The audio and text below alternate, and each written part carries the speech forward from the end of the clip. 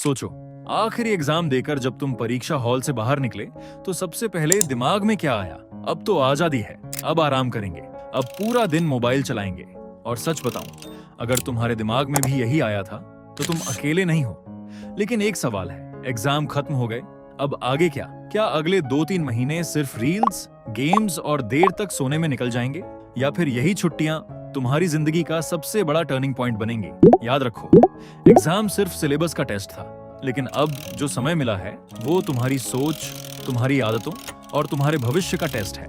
ज्यादातर लोग यही गलती करते हैं, जैसे ही एग्जाम खत्म होते हैं वो खुद को पूरी तरह छोड़ देते हैं। सुबह देर से उठना, पूरा दिन फोन चलाना, रात भर जागना और फिर कहते हैं यार पता ही नहीं चला छुट्टियां कब खत्म हो गईं। लेकिन कुछ लोग इन्हीं छुट्टियों में खुद को बदल देते हैं और बाद में दुनिया उन्हें लकी कहती है।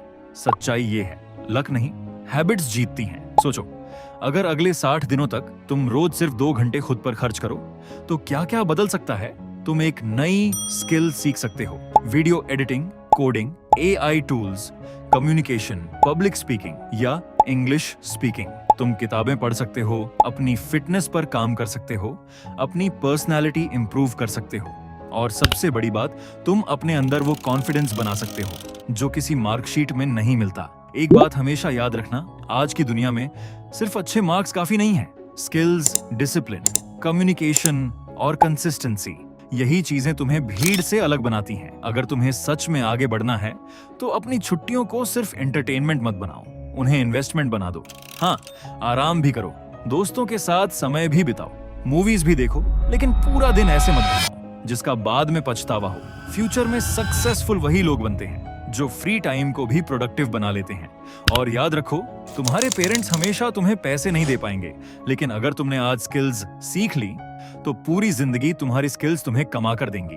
इसलिए आज ही एक नोटबुक उठाओ, अगले 60 दिनों का एक प्लान बनाओ। रोज क्या सीखना है, कितनी देर एक्सरसाइज करनी है, कितना स्क्रीन टाइम रखना है, सब लिखो। क्योंकि जिस इंसान के पास प्लान होता है उसी के पास डायरेक्शन होती है, और जिस इंसान के पास डायरेक्शन होती है उसी के पास फ्यूचर होता है। याद रखो, एग्जाम खत्म हुए हैं, सीखना नहीं। मार्कशीट बन गई है, लेकिन कैरेक्टर अभी बनना बाकी है। और हो सकता है आज लिया गया एक छोटा सा फैसला तुम्हारी पूरी जिंदगी की दिशा बदल दे। लेकिन एक सवाल, क्या तुम्हारी पहचान सिर्फ तुम्हारे मार्क्स से तय होती है? बिल्कुल नहीं। अगर ऐसा होता तो दुनिया के हर टॉपर आज सबसे ज्यादा सक्सेसफुल होते।